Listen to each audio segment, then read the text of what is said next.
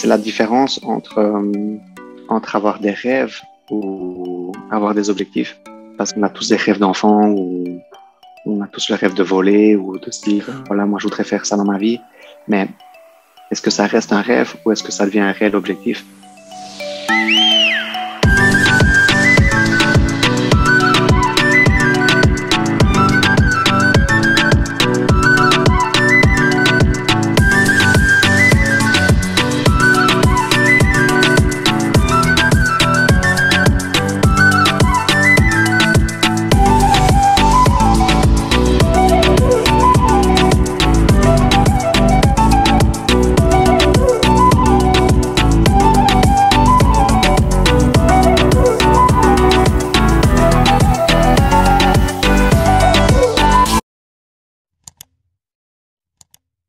Hello tout le monde, j'espère que vous allez bien. Pour ce nouvel épisode de ma série à la force du mental, j'ai eu la chance de recevoir le meilleur kayakiste de l'histoire belge, on peut le dire, Maxime Richard. Il a été quadruple champion du monde de descente en rivière. Donc comme vous pouvez le voir, il a un palmarès hyper important, hyper impressionnant. Il a été aussi champion de Belgique à de nombreuses reprises. Donc dans cette interview, vous allez en savoir un peu plus sur lui, sur sa carrière, sur comment il a pu atteindre le plus haut niveau en kayak. J'espère que cette interview pourra vous inspirer, pourra vous donner envie de vous aussi réaliser vos rêves comme lui a pu le faire. Et moi, j'ai plus qu'à vous laisser découvrir tout ça.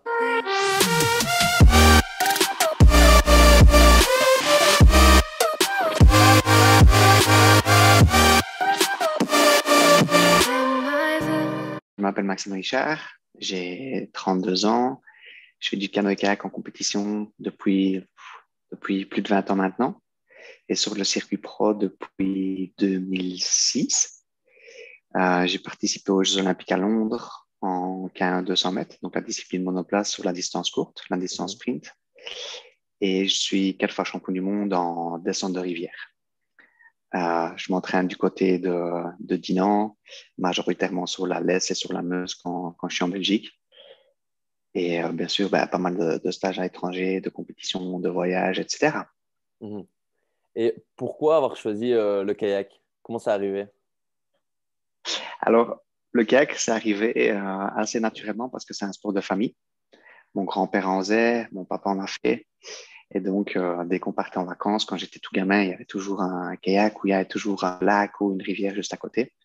Donc, dès que j'étais assez grand en taille que pour pouvoir commencer à en faire, j'ai demandé à essayer et ça s'est enchaîné super rapidement et facilement depuis ce moment-là. Je me souviens encore de mes tout premiers coups de pagaie et fait un bail et en fait, comme il y a toujours eu un esprit un petit peu de compétition aussi dans la famille, dès que j'ai mis de l'implication dans le sport, il y a aussi eu l'implication de compétition. Et à partir de ce moment-là, les premières équipes nationales, etc., quoi. Et c'est vers quel âge que justement tu as eu envie d'en faire ton métier tout simplement? Alors, j'ai jamais vraiment eu envie ou comme objectif. Par contre, j'ai très tôt eu l'objectif de pouvoir faire des résultats au niveau international. Et du coup, pour pouvoir faire des résultats au niveau international, il faut pouvoir faire ça à plein temps. Mhm.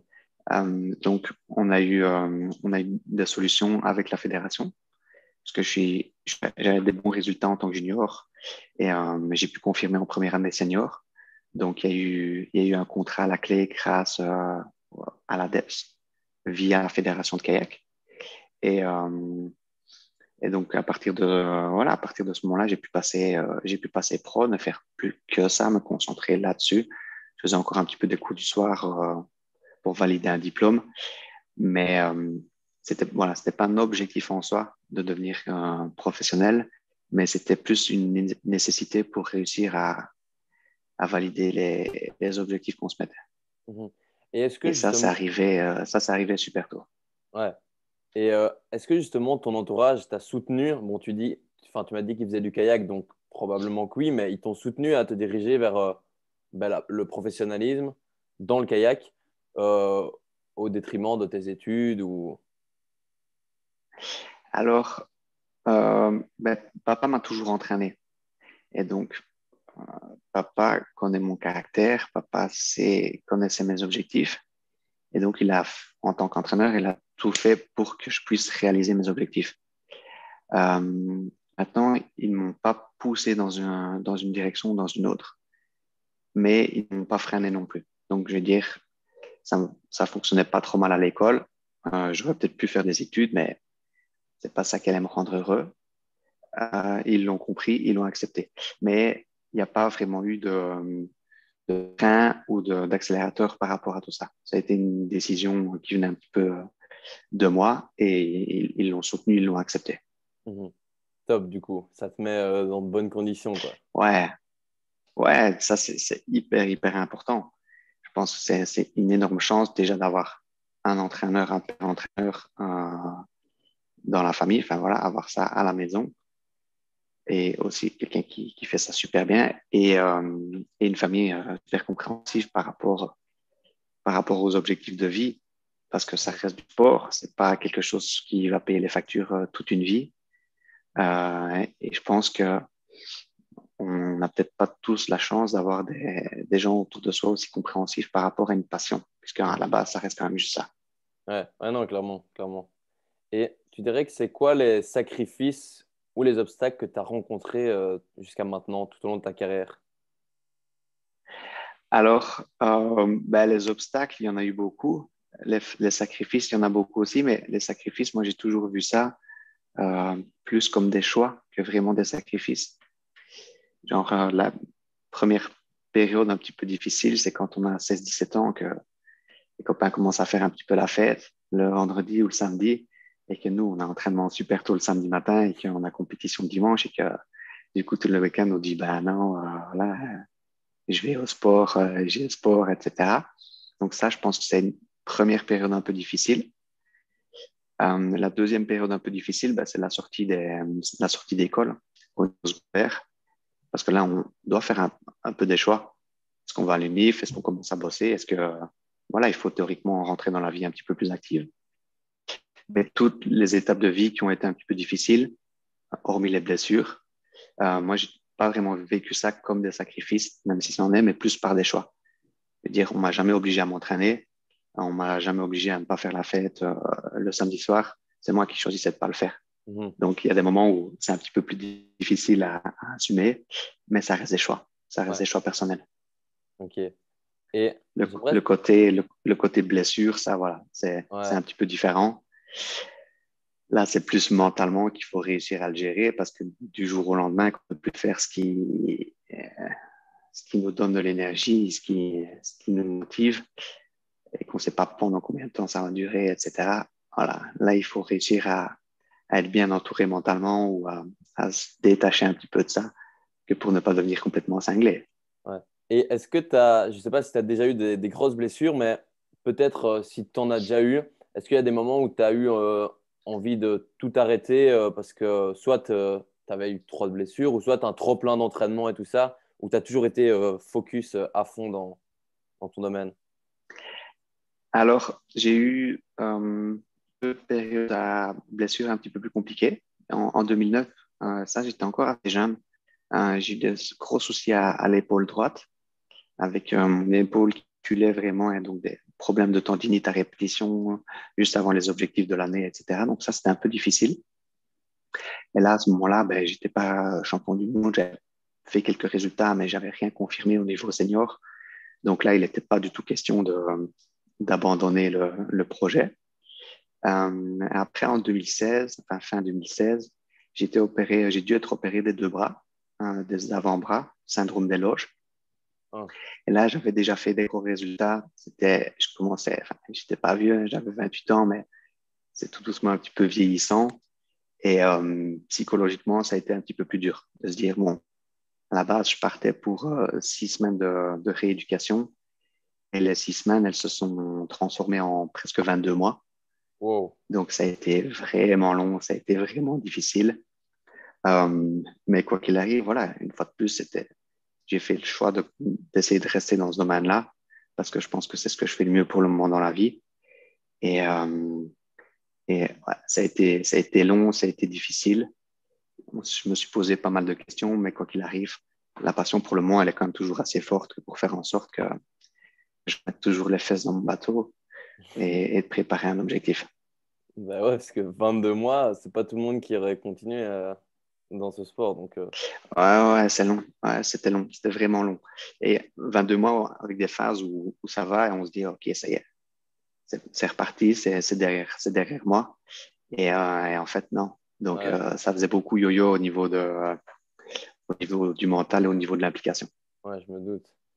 Et j'aimerais savoir, pendant l'hiver, est-ce que tu t'entraînes toujours ici en Belgique ou tu pars t'entraîner parce qu'avec un climat hyper froid et tout ça, je sais pas comment vous gérez ça.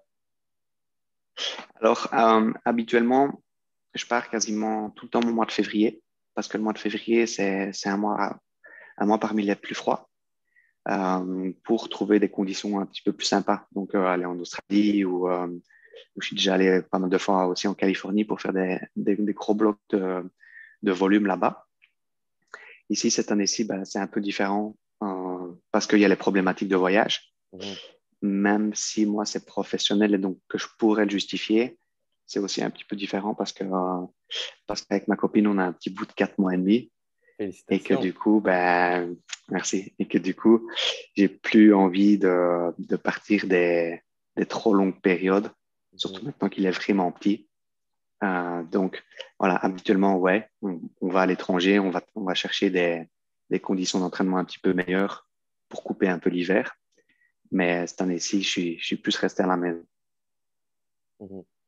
Et j'aimerais savoir quelles sont pour toi les qualités les plus importantes pour être un bon kayakiste, que ce soit physique ou mental, parce que dans le sport professionnel, on sait que le mental est quand même assez important.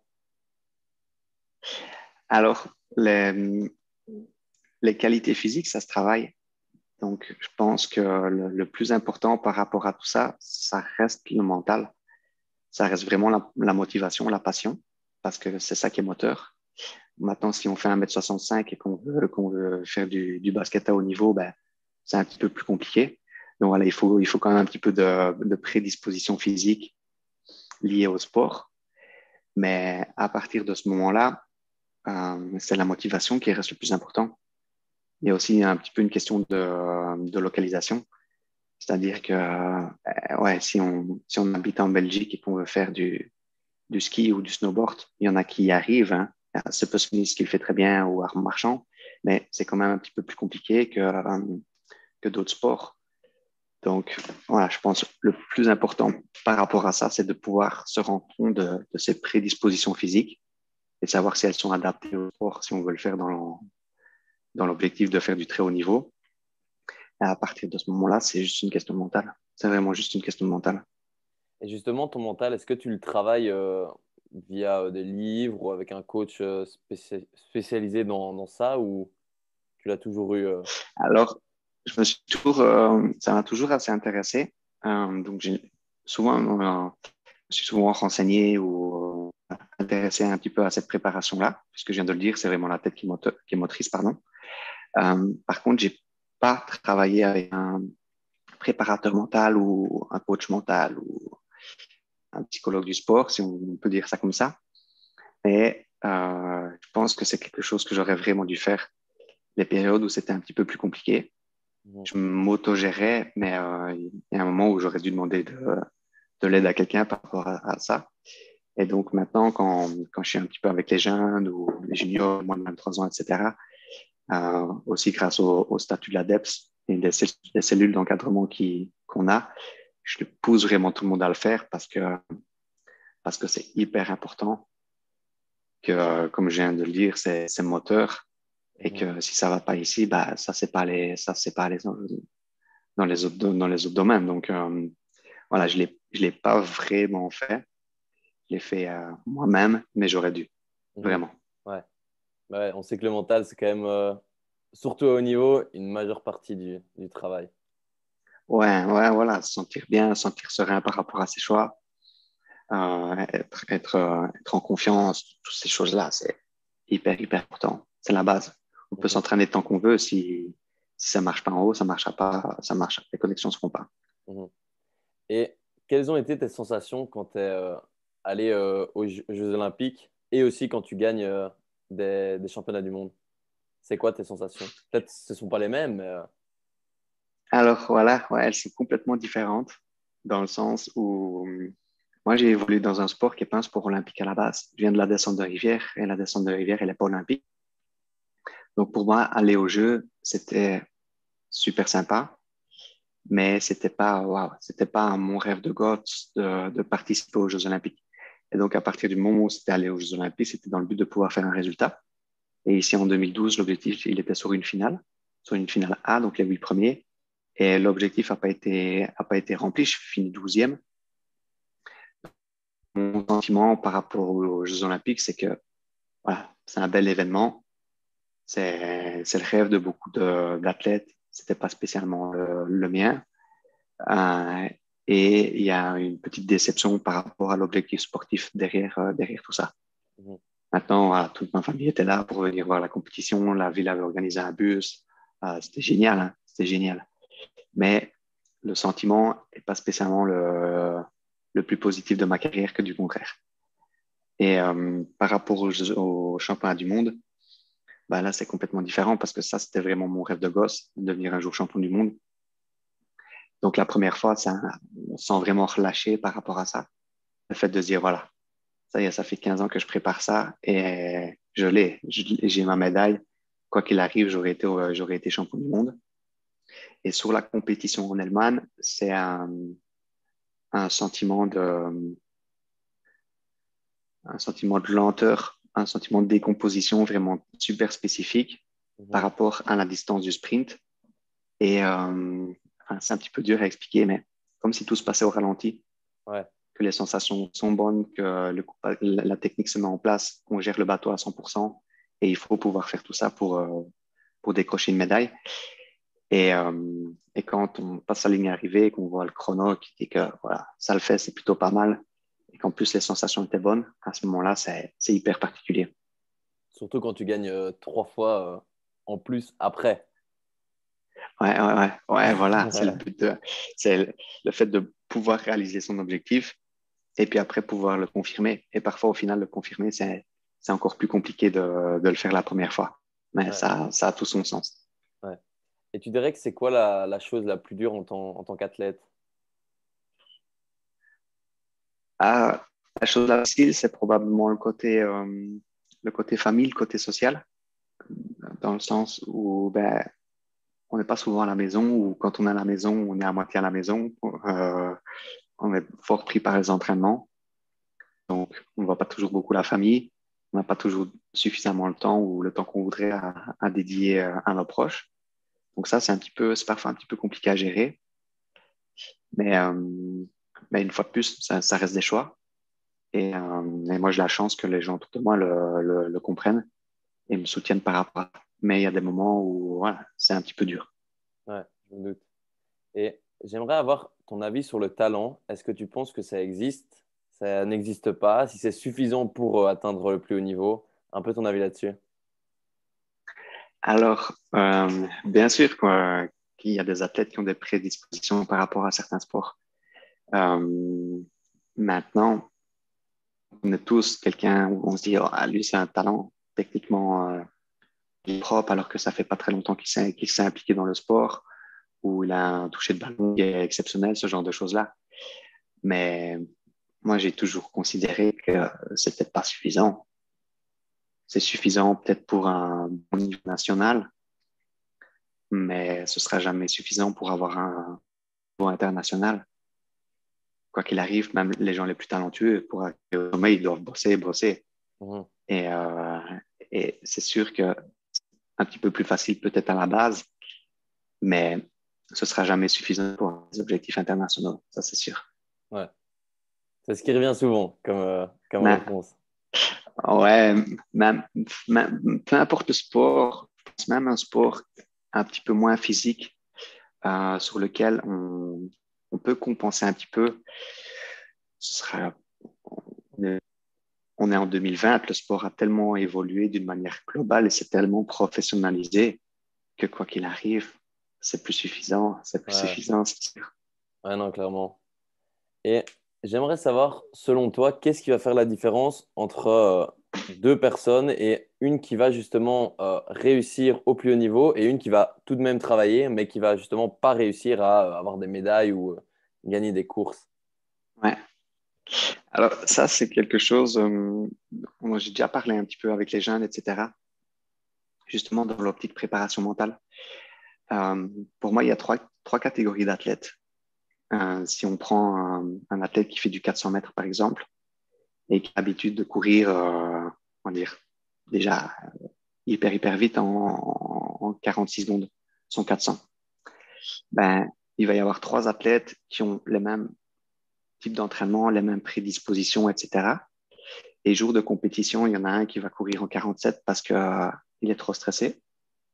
Il y en a un qui va courir en 46 comme à l'habituel et il y en a qui va courir en 45. Bon, pas 45 hein, parce que tu gagnes pas une seconde comme ça, mais voilà, il y a pour moi trois catégories d'athlètes. Il y a un athlète qui va être moins performant en compétition, il y a un athlète qui va être aussi performant qu'en entraînement et il y a un athlète qui va trouver le petit truc, se mettre dans un état où être suffisamment concentré, etc., pour performer un petit peu mieux en compétition qu'il ne le ferait à l'entraînement. Donc, je pense que la petite différence et la différence entre un bon athlète international ou un athlète médaillable, elle se fait sur l'approche mentale par rapport à un objectif compétition. Mhm. Ouais, donc encore le mental, quoi. Exactement, Primordial. ouais, c'est sûr. Ouais, ouais. Voilà, moi, j'ai plein d'exemples au kayak des athlètes et tu les vois en entraînement, ils vont super vite. Tu te dis, oh, ça va être tendu, un jour de compétition, ça va vite, quoi. Et au final, non, il y a un déclic qui se fait dans le mauvais sens ou un déclic qui ne se fait pas et il n'arrive pas à performer au bon moment, quoi. Mhm. Ouais. Ouais, non, clairement, je suis d'accord avec ça. Et je trouve que dans notre société, il y a quand même énormément de gens qui osent pas réaliser leurs rêves parce qu'ils ont un peu peur d'échouer, peur du jugement des autres, peut-être, de tout lâcher pour se lancer dans leur projet. J'aimerais savoir qu'est-ce que tu dirais à ces personnes justement pour qu'elles osent se lancer complètement dans leur projet pour atteindre leurs rêves.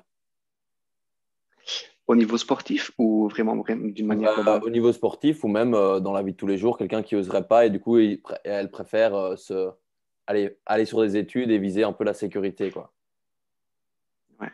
Bah, c'est vraiment une question d'implication, je pense. Et c'est la différence entre avoir des rêves ou avoir des objectifs. Parce que je pense on a tous des rêves d'enfants ou on a tous le rêve de voler ou de se dire, voilà, moi, je voudrais faire ça dans ma vie. Mais est-ce que ça reste un rêve ou est-ce que ça devient un réel objectif? La nuance et toute la différence, pour moi, elle est là. Euh, il faut pouvoir se mettre l'objectif de réaliser ses rêves. C'est-à-dire que si un athlète rêve d'être champion olympique, mais qui s'entraîne 2 fois par semaine, ben ouais, ça restera un rêve parce que ça n'arrivera jamais. Que s'il met vraiment l'implication à s'entraîner et à faire le boulot qu'il faut pour atteindre son objectif et donc réaliser son rêve, ben, toute la nuance, elle est là. Et au final, que ce soit en sport, que ce soit professionnellement parlant ou que ce soit, voilà, je pense que toute la nuance et toute la différence dans l'objectif ou dans le rêve, il est au niveau de l'implication. Mhm. Donc, Maintenant, il y a des gens qui parfois, ben, ils ont une situation familiale compliquée, une situation financière compliquée, et quoi qu'il arrive, ils auront jamais les moyens de pouvoir donner l'implication ou se mettre un objectif, l'objectif de réaliser leur rêve. Donc ça, c'est un peu triste. Il faut en être conscient, mais c'est pas toujours impossible à partir du moment où on en fait vraiment un objectif. mhm. Du coup, croire en son projet primordial, quoi. Peu importe ce que les autres Ouais, pensent. voilà, c'est ça. Ouais, bah, il y aura toujours des freins par rapport à ça. Il y aura toujours des périodes difficiles et même quand on a un bon résultat, ben, ça s'est construit sur des années et des années. Donc, ça se fait pas tout seul. Et c'est pas tous les jours rose, ça c'est sûr. Mais ça, peu importe. Et une fois de plus, ben, l'implication qu'on met ou la motivation qu'on a par rapport à ça, l'objectif vraiment qu'on met là derrière, ça permettra parfois de passer juste à côté, mais parfois d'y arriver. Mhm. Et avec toute l'expérience que tu prise durant tout ton parcours jusqu'à maintenant, qu'est-ce que tu as appris sur la vie que tu aimerais transmettre aux gens? Alors, je pense que j'ai spécialement de leçons à donner par rapport à ça. que, que les gens doivent se faire leur propre expérience et que j'ai juste peut-être des expériences à partager ou des ressentis de vie. Moi, toutes mes années de haut niveau, elles m'ont donné de la confiance, elles m'ont fait partager énormément de choses avec les copains, des bons moments, des moments un petit peu plus difficiles. Il y a eu énormément de partage. Et, et au final, euh, voilà, c'est des expériences, mais je me vois pas donner de conseils. Ce que ça m'a appris à beaucoup relativiser les choses, à se dire que quoi qu'il arrive, ouais, c'est ma passion, c'est devenu mon travail, mais ça reste du sport. Tout ce que j'ai fait dans la vie, je l'ai fait assis, entre guillemets, parce que je suis assis dans mon kayak. Euh, donc, voilà, pouvoir relativiser un petit peu les choses, je pense que c'est super important. Même si c'est notre vie, et même si on met toute l'implication du monde. Et après, à part ça, ben, chacun doit faire sa propre expérience parce que chacun vit les choses différemment. Mhm. Ok. Et enfin, la dernière question, ce serait tes objectifs actuels. Parce que je me doute que si tu reviens après 22 mois de blessure, tu en as des objectifs. Alors, ouais, bien sûr. En gros, ça a commencé à revenir à partir de septembre-octobre 2019. Et à ce moment-là, j'ai pu gagner la Coupe du Monde, la dernière manche, la manche finale de la Coupe du Monde en Chine en décembre. Et donc, 6 mois après, donc au mois d'avril 2020, il y avait les championnats du monde. Donc là, j'étais hyper motivé, tout se mettait vraiment bien en place. Ils ont été annulés Ouais. donc, à cause du Covid. Donc ça a été un petit peu difficile à encaisser au fil de la saison qui aurait été annulée. Donc j'ai continué à m'impliquer dans mon sport parce que je l'adore et que j'ai besoin de ça. Ici, cette année-ci, l'objectif, il sera plus sur les championnats d'Europe au mois d'août, qui se déroulent en Espagne, à Léon, où on a potentiellement une super bonne équipe nationale avec 2 jeunes seniors. Donc, que ce soit en individuel ou que ce soit en équipe, l'objectif 2021, il est là. Et à côté de ça, entre guillemets, et même avant ça, largement avant ça, bah, c'est maintenant des objectifs au niveau familial et tout doucement entamer comment dire, tout doucement basculer un petit peu sur tout ce qu'il y a autour du sport de haut niveau, parce que ça fait 14 ans maintenant que je suis sur le circuit pro, que ça commence à faire pas mal d'années, que je commence à avoir un petit peu mal à droite à gauche et que des années vraiment dans le très haut niveau, il n'y en aura plus beaucoup. Donc, c'est tout doucement faire un petit peu la jonction avec tout ce qu'il y a autour de ça pour le côté professionnel et, et pour pouvoir passer du temps avec mes proches et notre petit bout qui est en train de grandir très vite. Et voilà, c'est la fin de cette interview. J'espère qu'elle vous aura plu, j'espère qu'elle vous aura inspiré à vous aussi réaliser vos rêves. Encore une fois, n'hésitez pas à vous abonner à ma chaîne YouTube et à activer la petite cloche. Ça m'aide toujours énormément et ça vous prend que 2 secondes. Partagez la vidéo si elle vous a plu. N'hésitez pas à commenter, à liker la vidéo. Et moi, j'ai plus qu'à vous dire à très vite pour une prochaine vidéo. Ciao!